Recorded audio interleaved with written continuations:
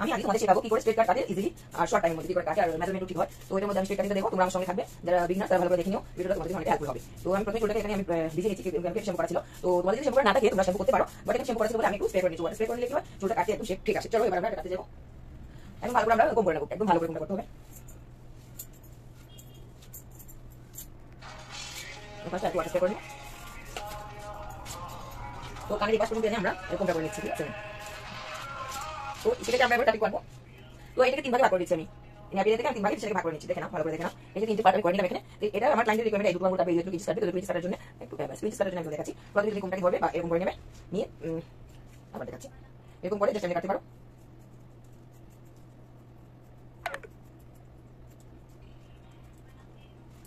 এবার জাস্ট আমি কেটে নিলাম। তো সেটাকে আমি বেস করে সেটা থেকে আমি আবার দুটো ভাগ করে নেব, সেটা সমান করে চলবে।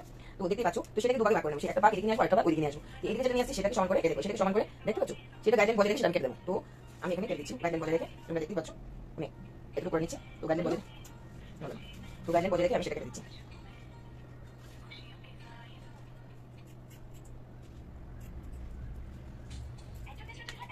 এই পাশটা হয়ে গেল, ওর উপরে গাইডলাইন নিয়ে আমি সেটা কাটবো। সেরকম বাকি কি হবে, তোমাদের যে মেজারমেন্ট যে শেপটা একদম এক দাগে আসবে, একদম স্ট্রেট এক দাগে আসবে।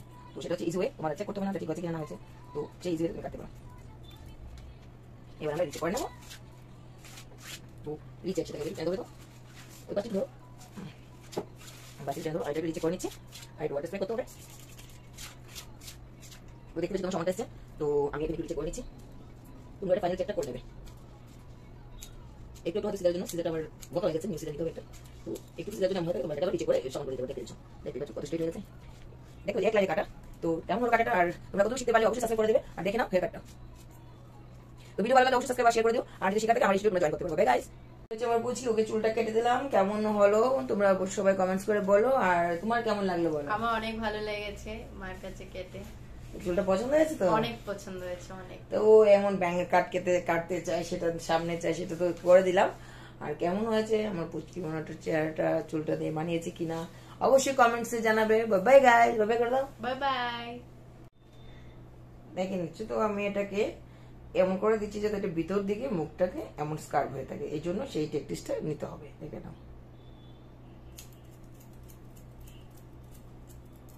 কাটার পর লাস্টে তোমরা সেই ট্রিক্সটা ইউজ করবে, দেখবে এটা ভিতর দিকে থাকবে, স্কার্ভ হয়ে ভিতর দিকে থাকবে। আর যদি এটা না করো তো ভিতর দিকে থাকবে না, এই জন্য এই ট্রিক্সটাকে আলাদা করে আমি আপলোড করলাম তোমাদের জন্য।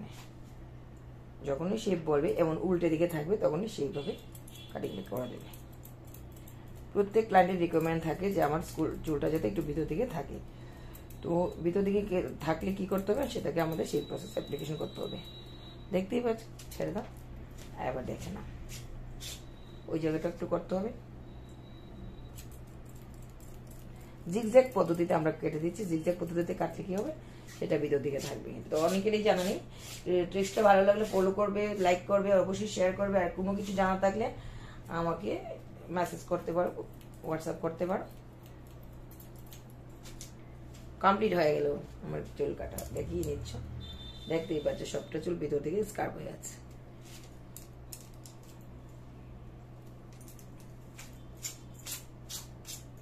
তো ভিডিওটা ভালো লাগলে অবশ্যই লাইক শেয়ার সাবস্ক্রাইব করে দেবো। Bye guys.